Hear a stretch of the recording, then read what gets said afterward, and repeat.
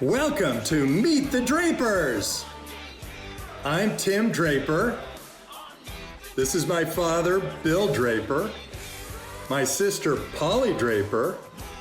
We are here to create the next generation of startup heroes. Every week, 3 heroes pitch their game-changing ideas to us. We choose one winner to move to the playoffs. 3 heroes of our choice then move to the finals. But here's the big twist. You, the viewers, can invest with us in these companies. The 3 heroes that you fund the most will also move to the finals, where they'll battle it off for $500,000. The power is now in your hands.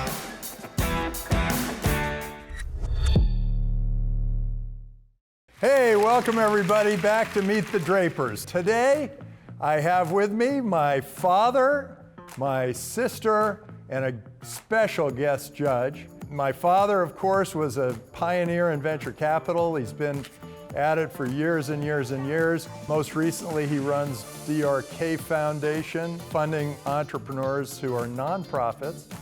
And my sister is an entrepreneur herself. She's created a number of different movies. She is a director, producer, actor, writer. She does it all. She is Hollywood personified. What do you two think an entrepreneur should do to overcome adversity, the virus or an earthquake? When something critical happens, it creates sort of an open field for an entrepreneur. What do you think an entrepreneur should be thinking about and doing to overcome this adversity? Try to stay safe, and if there is a time where he should tell his team to stay home, he should not be afraid to do that, despite the fact that it'll damage the returns. When I've been in lockdown this whole time, I've been thinking of different ways to create. Human beings are incredibly resourceful, and they find ways to circumvent all horrible things. Okay, so let's bring on a true entrepreneur, Naveen Jain. He is our guest judge today, and he's been on Meet the Drapers so often that we have anointed him Naveen Jain Draper. He has an amazing record of entrepreneurship. Most recently, he runs Viome. He also wrote a book called Moonshot. So Naveen, thank you and welcome back to the show. First of all, Tim, it's always, I look forward to this thing every single year. This is my highlight of the year, if I may say so. Tim, the question that you asked was really interesting, that what should entrepreneurs do when they are faced with adversity and when they are faced with the blue swan events? And to me, it's really interesting. As an entrepreneur, every adversity is an opportunity that it creates for you that did not exist. The COVID, it has really advanced healthcare by a decade. We would not have seen a telehealth for another 10 years in this country. That has really, really accelerated. It used to be, I do my thing, I get sick, I go to the hospital. Now, every one of us are thinking, the last thing I want to do is to get sick and go to the hospital. And now we are saying, what can we do not to be sick, right? So to me, every adversity is a great opportunity. So I'm so glad you started out with that question. I think that people, when they're stuck in place, their imaginations flow. Well, I think that our imagination brings the whole thing closure. It is our mind somehow believes we are stuck on this spacecraft called planet Earth. And once we open up our mind, we know that's not just our solar system, not even our galaxy, not even our universe. This multiverse is really our place to be. Ha! Fantastic. Wow. We're going to be there. We're going to explore all the galaxies in the multiverse. Let's start by exploring 3 new entrepreneurs. But before we do, let's see what's going on behind the scenes. And we're going to need your eyebrows to go up and down there, Naveen. Oh.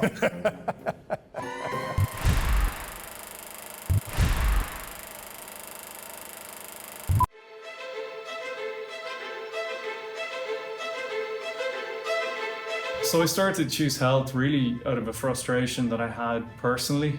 There's so much education in the healthcare space. It's really difficult for end users to actually understand where they're at on their health journey and what they should do to improve. Could we strip enough cost and complexity? Could we make this simple enough where I would do this on a monthly basis? So really we want to give people back control, we want to make it easy, we want to educate, and we want to simplify the health journeys. For us to win the show would mean that both the audience and the judges would believe in the thesis that we have, would see the progress we've made. It would be a massive point of validation along the journey to really bring Choose Health to the next level.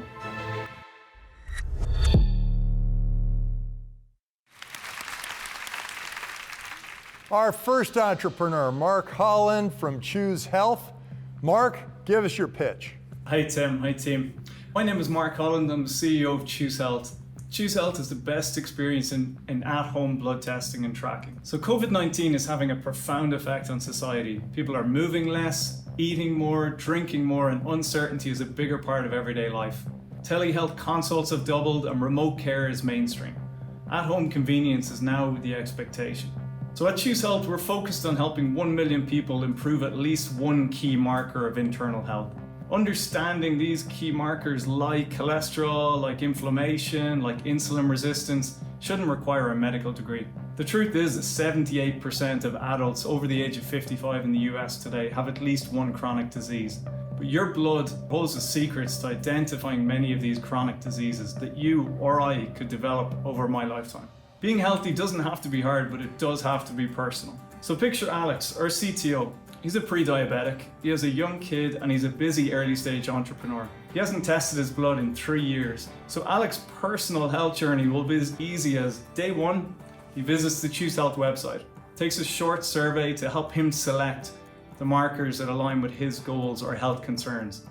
And for just $68, orders a kit directly to his home. Day 5, he takes a simple at-home Choose Health blood test to establish his baseline. Alex then mails it back to one of our third-party CAP and CLIA accredited labs to test the sample. Day 10, Alex views his results online, learns more about the markers he chose and markers he needs to improve, and adopts a set of personalized diet, exercise, or lifestyle suggestions created by our team of functional physicians through the Choose Health app. Day 90, Alex then tests every quarter to see how his markers are improving and trending over time. In 9 months today of operations this year to date, we've grown our user base by 500% and have a recurring monthly revenue of over 20K. We have a direct-to-consumer offering and an affiliate model for healthcare practitioners to offer remote testing to their clients and patients. Do I have to poke myself with a needle? What do I have to do each time I want this biomarker test? On your finger, yeah. So it's going to be the way diabetics test their blood. Is your first target market diabetics, or are you just trying to go after everybody? I think we've moved just beyond the early adopter phase in this market, where the early adopters were customers with a necessity like diabetes, whereas terms like inflammation and insulin resistance are becoming more mainstream, where people want to test these markers on a more regular basis. And where is your revenue coming from? Is it from the tests? Are the tests out there now? Yeah, by the end of 2020, we will have about 250K in revenue in our first year in operation. About half of that is from our direct-to-consumer business, and the rest from our B2B physician affiliate model. Yeah, so Mark, this is a very, very crowded market here. I mean, you know, Everly Well is selling 200 plus tests right now. When it comes to you, what is your intellectual property here other than just simply being a marketing company on top of someone else's test? I've really tried to focus in on the personalized aspect of this, as in we really focus on the customer experience. We don't just throw 200 tests in front of somebody and let them decide. We help them. So we have a series of questions and surveys that help people think through, why would I want to do this test? How does this align with my health goals and concerns? When they get the results back, we really focus on providing insights to the test. So if my inflammation levels are high and I told you I'm eating a standard American diet, then the likelihood is that the standard American diet might be having a negative impact on your inflammation levels. Have you tried another type of diet that has some scientific relevance for improving that specific marker? Is this all about advising on diet, Or is it about alerting you to health risks that you need to go to the doctor for? What kind of things are you testing for? Because last year, the winner of the whole shebang was Vivu, who did a pea stick that tested all sorts of issues in your body. What does this do that's more powerful or more necessary? We're really focused on the blood. We believe that the blood holds a lot of the secrets. Our core markers in our kit are inflammation, insulin sensitivity, cholesterol ratio, oxidative stress, average blood sugar, and visceral fat. So these are key components that almost any doctor would view to be vitally important for long-term health and chronic disease prevention. You would go to a doctor to get that test ordinarily, but this is skipping the middleman. Correct, yeah. At most annual physicals, these are the markers your doctor would advise you to take. Yeah, Mark, again, I mean, I think you're basically saying that you are a good marketing company that is really creating a user experience, but not creating intellectual property for yourself. So in a sense that simply as Polly said, you're going to be a middleman, and you can obviously take some small margin there, but the labs can constantly keep pushing you for higher prices because you don't have any control. So how are you going to deal with that? Because you are basically just a customer acquisition for the lab. I mean, the direct-to-consumer lab testing market has grown at 53% a year. How big is it now? So the direct-to-consumer testing market is 300 million in 2019, but the overall diagnostics market was 56 billion in the same year. So I'm happy to remain lab agnostic because one, I can suggest the best device to test with, and two, I can choose the best lab with the best pricing. So I understand your concern. It is something that we think about, but with all the labs that we know innovating in this space, I'm pretty confident that we'll continue to be able to provide the best pricing. Were you inspired by Theranos at all? I thought you might ask me that. Yeah, I was wondering about that too. I won't make too many comments on it, but I've seen and read a lot, and we were very adamant on using third-party labs, using the experts to do our testing on our behalf. But I mean, the core message is still relevant today. Giving users back control of their health is still very relevant today. Terrific. Well, thank you, Mark. Good job. Give me a high five. Thanks for being a part of Meet the Drapers. I wish you all the best.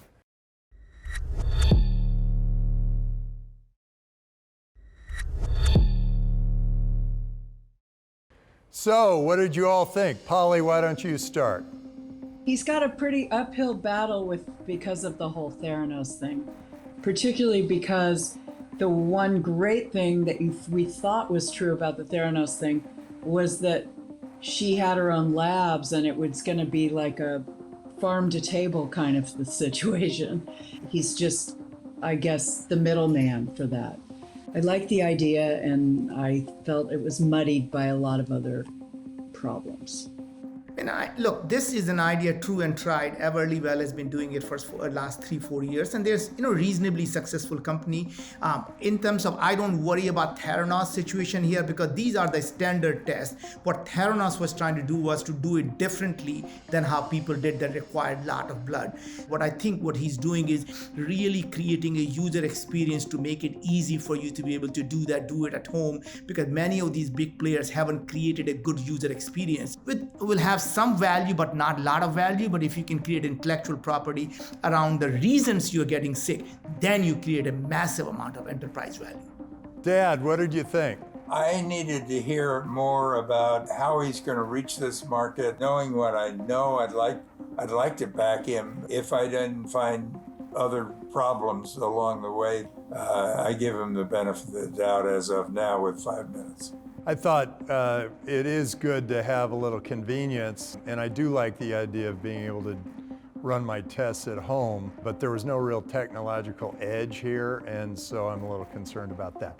Okay, so thumbs up, thumbs down, thumbs all around. Which way are you gonna go? I can never get my thumb to, I'm like, Just point it right where your face is. oh, Mine's can't middle. see it. Oh, okay. Yeah, Okay, middle. 3 in the middle, and I'm down. Okay, terrific. So let's move on. Let's meet our next entrepreneur, our next hero.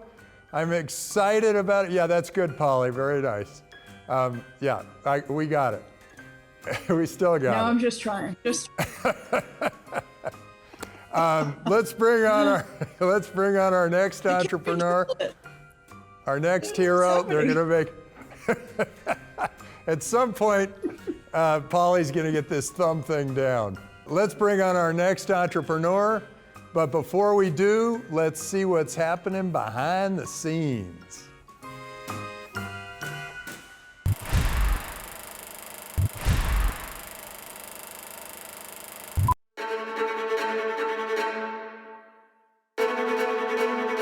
After receiving PhD in biomedical sciences, I went to Mexico to become a surgeon to save lives. In the meantime, my father suffered rare cancer. The incidence was 10 in 1 million people. But when I actually analyzed his DNA, this cancer was predictable and preventable. So for my father's case, it was too late, but I wanted to provide this opportunity to other people before it's too late. That's why we built Predictive. So the main impact Predictive will have on people is saving lives. We want to predict and prevent those diseases that impact our close relatives, friends, colleagues. This is our mission. Why you should invest in Predictive is that we are building the future of medicine. We are going from a reactive medicine to a proactive medicine. So when you go to the physician, it's not because you're sick, it's because you want to avoid being sick.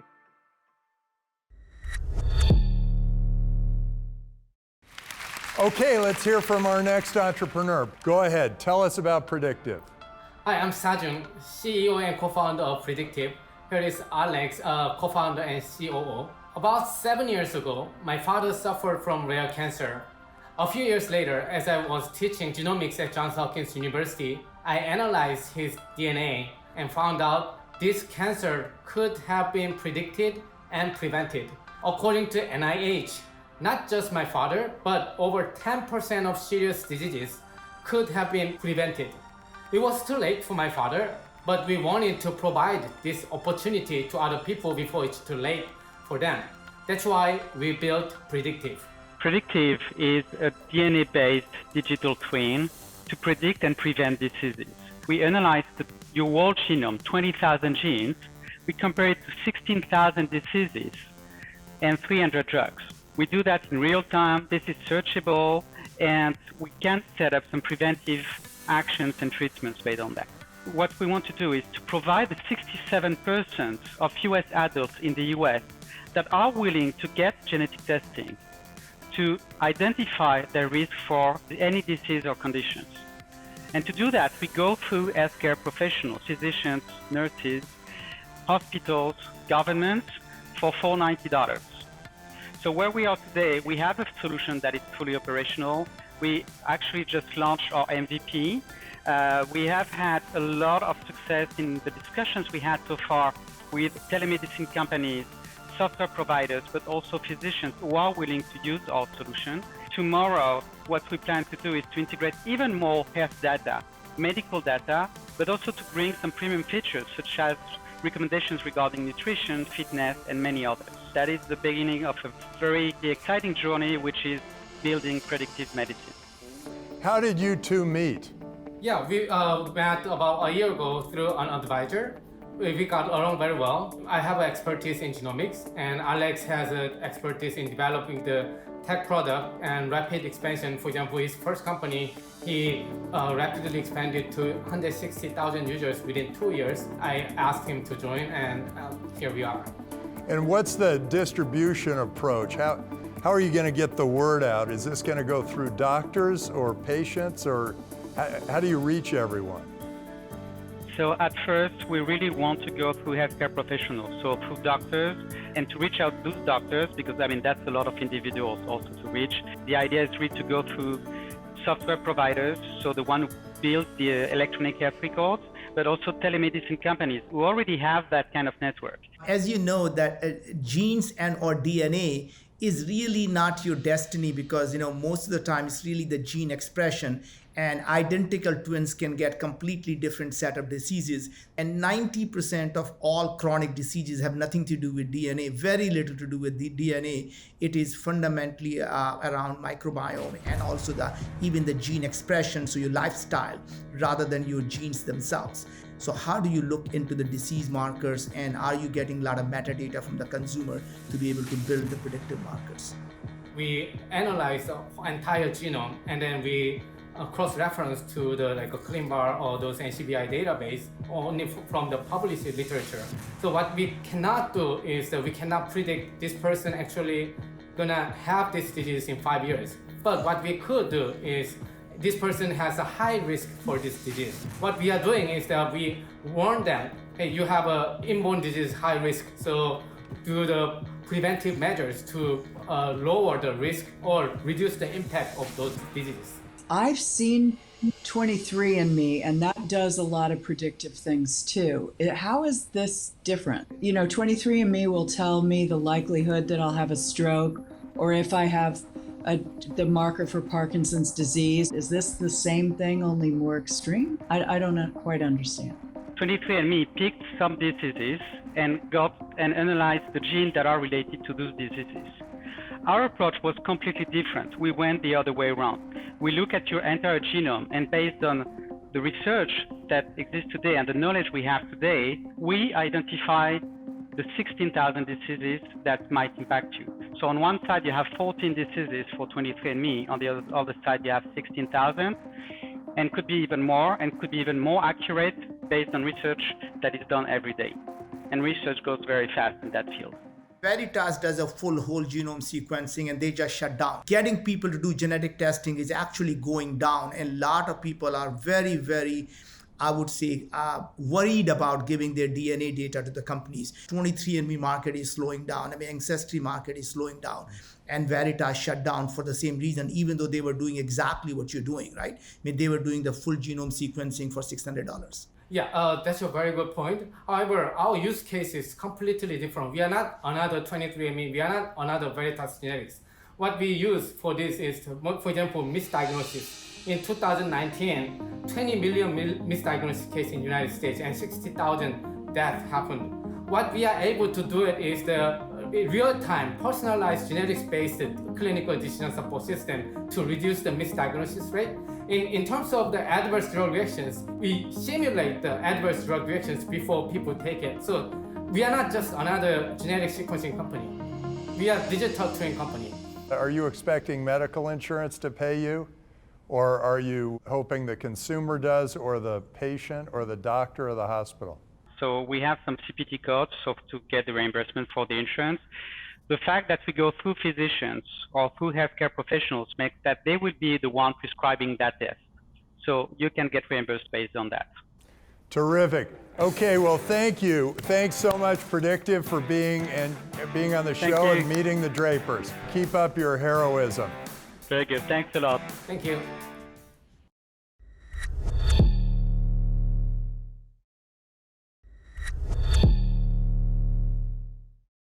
So, what did you all think? Naveen, you want to start? The CEO is very smart. He obviously understands the basic science. He's very capable.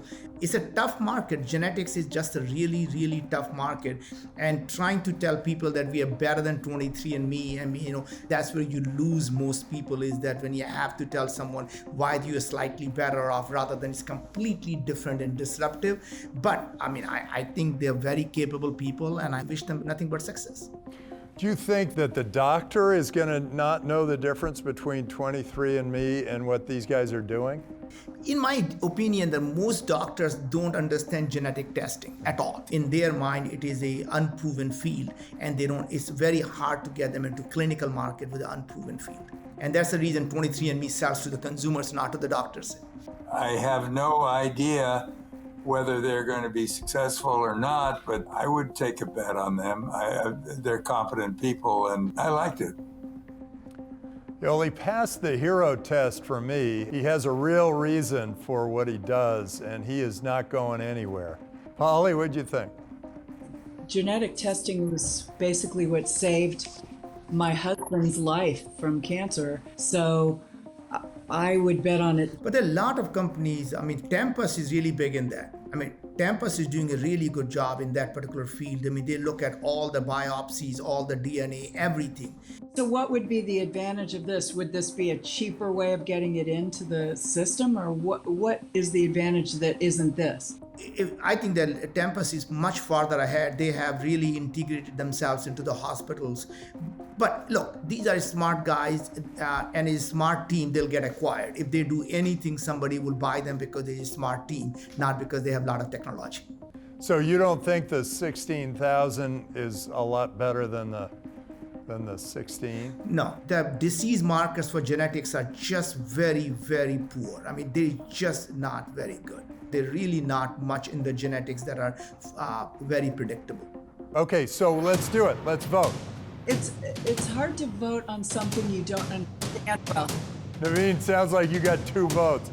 Okay, thumbs up, thumbs down, thumbs all around. Okay. All right. Okay, I'm going up.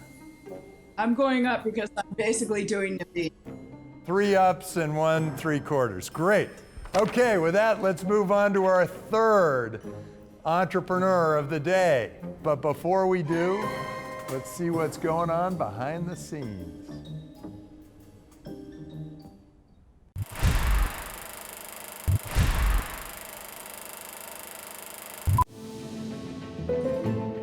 We started Audio Cardio about 4 years ago after a trip that I had with my grandfather to Montana. During that trip, I realized how bad my grandfather's cognitive decline was becoming. After the trip, I went home to do some information gathering and found studies showing a higher risk of dementia due to untreated hearing loss. My grandfather had severe hearing loss, had tinnitus, and never purchased hearing aids. My grandfather became frustrated, isolated, depressed, and eventually passed from complications with dementia. And that's why we started Audio Cardio. Our goal is to fill the gap for the people who know that they have a hearing problem, but for whatever reason don't want to purchase a hearing aid. Winning this competition would mean so much to us as a young startup. It's part validation, but also understanding that we now have the capital and the resources to truly educate and raise awareness about the importance of hearing health and how it affects the rest of your life, including your quality of life, as well as secondary physical and mental health issues.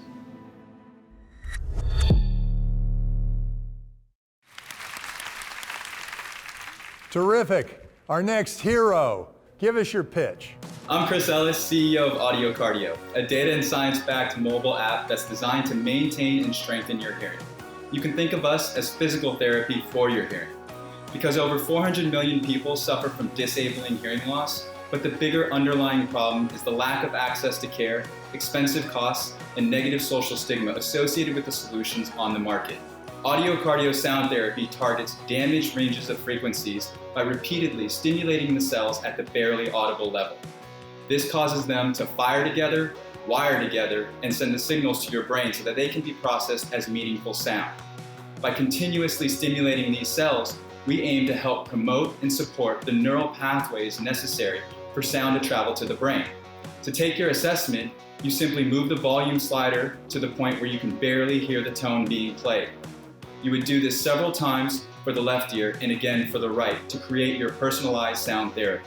Audio Cardio is an easily accessible and affordable sound therapy that you can do passively in the background while you listen to your favorite music, work on your laptop, and fall asleep. The therapy is inaudible and won't interrupt your other activities.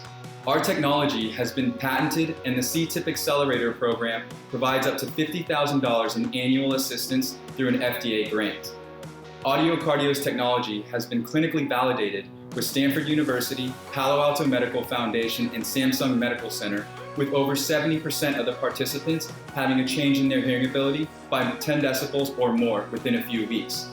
There is a tremendous market opportunity selling our solution direct to consumer and to large enterprises. To date, we have had more than 2,000 subscribers, signed multiple partnerships with veteran organizations, and continue to grow our direct to consumer business. Terrific. So the thing I'm thinking about is market size. How much do you charge for this in a year? It's $99.99 per year. You're at $760 million market size. Is that big enough? And is there more that you can sell them? Are you going to add to this in some way? Is there an expanding market? That's our addressable market today, what we see it as. There are more than 450 million people globally that suffer from hearing loss, and 90% of those people have something called sensorineural hearing loss, which is noise-induced or from aging. And those are the types of people that we can help. Right, but once you've helped them, it's a certain size market. I'm trying to figure out if you can go beyond that. Is there something else you would sell them? Can you use the sound to find depression? Can you help people with anxiety using the sound? I mean, that's where the team is trying to get to. What are the other markets you can use using the technology that you have? Absolutely. Untreated hearing loss is associated with isolation, depression, cognitive decline, and dementia. So for all of those things, if you have, potentially better hearing, hopefully you'll be more willing to engage in social activities as you get older, be less frustrated with your personal relationships. There are a lot of other things that audio cardio could potentially help. And we also have a roadmap to improve our product and target more frequencies that the human ear can hear. I'm interested in the cardio part of the name. The cardio part stands for the training. So it's a once a day, 1 hour sound therapy that you can do while you do other activities, since it is inaudible, and that's the kind of cardio or the training portion of it. Doesn't cardio mean heart? Isn't it something to do with the heart? We mean it in the sense of cardio, like training. Cardio in the sense of a workout. I see. How is your technology protected? Did you develop the IP yourself? Is it protected? Did you license it? Who owns the IP? We did develop the technology ourselves. My co-founder is the inventor of our technology. We have a patent holding company, and we have the exclusive perpetual license from our patent, and our patents have been awarded. Oh, wait, so your organization doesn't own the patent? You just have a perpetual license of it? Perpetual exclusive license, correct. So who owns the patent? Our patent holding company. Why would anybody invest if they don't own the patent?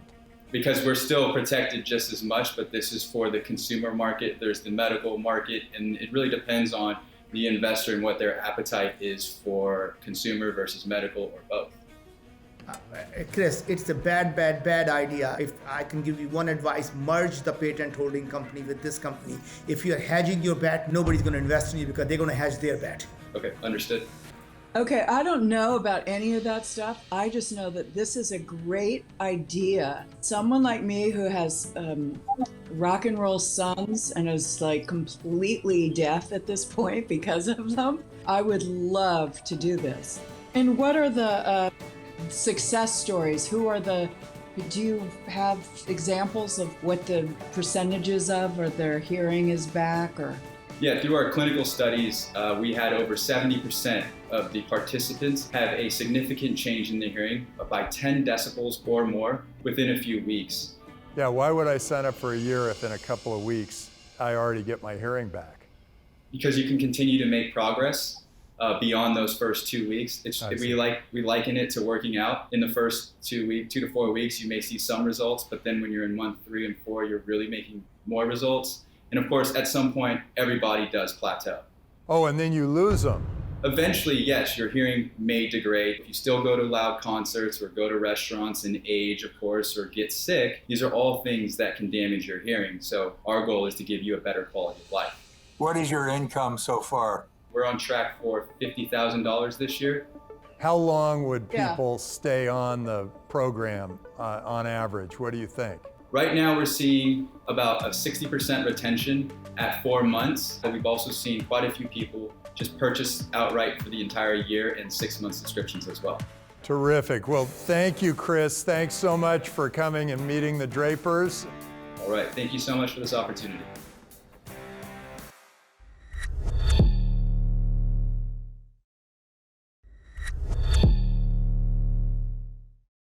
So what did everybody think of audio cardio? I'm sort of on the fence on this one. I didn't think he was very energetic. If there's anything else that I look for in an entrepreneur, it's energy. Bill is saying that he loves my energy. All he wants to do is invest in me. Yeah. Yeah. That's right. That's right. Totally. That's exactly right. I would back any of the three of you. I mean, I thought he was good. The market is small, but it's a good niche market. He seemed to have a good set of success rate. I did not like the fact that they're hedging their bet and keeping the patent on a parent company that they don't think that this is really the one that they want to really build. And that tells you that they're really not sure they want to put their heart and soul into this company, or else you would put everything in one company and work hard to make it a success.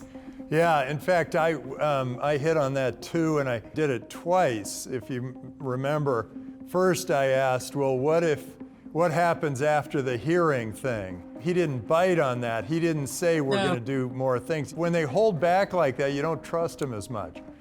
So I was a little concerned about that myself. I think if they regroup and then they say, well, look, we're going to be all in on this, and the hearing's the first thing that we're going after, then maybe we reconsider this, but I'm not as enthusiastic myself. Polly, what did you think of this one? I really want to try it. So please invest in it, because my hearing sucks and would love to be improved. Okay, also, doesn't the market grow as people age? I mean, don't you just keep getting new markets the whole time? Yeah, but I think you can go to audiocardio.com and become a customer without having me have to invest. Okay. We'll do our thumbs. I've got to say, my thumb goes from here to here if he throws all the technology in. But anyway, thumbs up, thumbs down, thumbs all around. Which way are we going? Which way are we going? Okay, we got 1 up and 3 down. All right. So now we've got to decide which of these 3 is the winner that's going to move on to the semifinals. Is it audio cardio? Is it predictive? Or is it choose health? So which is it going to be? Polly, why don't you tell us who you come out in favor of? Audio cardio, just because for selfish reasons, I guess. My second place is the predictive, which I thought those 2 guys were pretty brilliant. That's how I would shake down. So I would go with predictive as number 1, choose health as number 2, and audio cardio as number 3. Predictive has good team. The person is absolutely dedicated. He has the right reasons to be doing so. And I think they're brilliant, bright people as a team. So I really like that. Choose health is a market that is going to happen. You know, people are trying it. A lot of people in that market, somebody would buy them just because if they can develop a good user experience. Audio cardio, I was not as impressed with. I mean, it is what it is, but there is really not.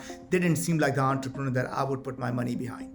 I am totally with him. You said it just the way I would have said it, except better. I would have exactly the same order. I was a little more interested in audio cardio because of the technology, the idea that you have an app that improves your hearing. I mean, that's sort of a major breakthrough. But I didn't like how he was playing hide the ball, and he didn't really want to tell us about the patents. And I think there was a problem there. Okay, now we'll just have to bring them all back on. And what's your prediction? Mine comes from the crystal ball, Dad. He doesn't have an opinion. He's very spiritual. We're going to bring them back on, and then we're going to tell them how it came out and who goes forward.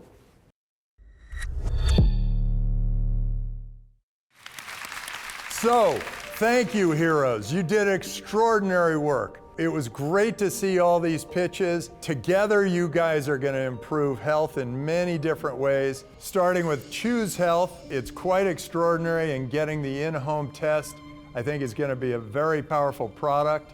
We're concerned a little bit about you not having that much in the way of technology, that it was just for the home. But the good news about that is that you will have access to the end user and be able to continue to provide new services to the end user. So we like that. Predictive. We thought that you were quite good and quite passionate about what you do. That's what we look for in a hero.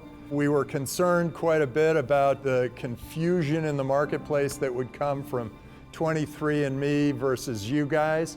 Just because you have more than they do doesn't necessarily mean that the market will recognize you. And then audio cardio, we think it could be a major breakthrough, and it's very exciting that we could potentially just have an app that improves our hearing. But we were very, very concerned about you playing a little bit of hide the ball, where you're not committing to the whole thing. You're sort of thinking, I'm going to segment this out into multiple different businesses because we have this new technology. If you really want backers, they're going to want you all in. I will confer with my crystal ball, and we will decide who goes on to the semifinals. Which of these three companies will go forward to the semifinals? But the good news is that even if you are not selected to go forward to the semifinals, that the crowd funds will select 3 of our finalists. We're going to the crystal ball, and Eeny, Jeeny, Billy, Weeny, Binny, Keeny, Schneeny, Billy, Billy. Who will move forward to the semifinals? It is predictive. Predictive. Congratulations. You're moving forward. You're going to the semifinals. We're looking forward to seeing you in the semifinals. There will be 9 of you there, and you'll cut down to 3, hopefully, and be in our finals. The other 2 groups, I encourage you to continue your crowdfund and bring the crowd in. And if you're a viewer out there, go to meetthedrapers.com and you can fund these entrepreneurs, these heroes. I think it was a productive meeting.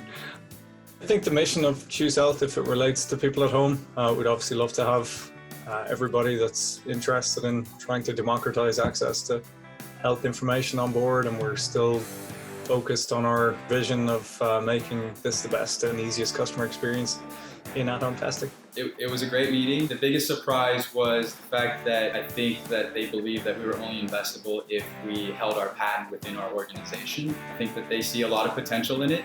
I think there's just a few things that we need to work out to be investable by the Drapers. The viewers should invest in us because we all know someone that's suffering in silence, that has hearing loss and tinnitus. So there's always someone that you know out there that could use the Audio Cardio app. One word, I would say wow. Yeah, for me, great. Two thumbs up. We were just very, very excited to be the semifinals. That's a great chance that is given to us. Well, I think that's a really privilege to talk to those Silicon Valley legendary people. I mean, I really appreciate this opportunity. Basically, what we like to bring is from reactive medicine to proactive medicine. So I'm very excited to be able to reach out this many people through this show, and I think that's a blessing. And we'll see you next week on Meet the Drapers! We're funding heroes, future shapers. We're funding heroes on Meet the Drapers. We're funding heroes, move and shake, 'cause that's what we do. That's what we do. We'll improve the future with our tech.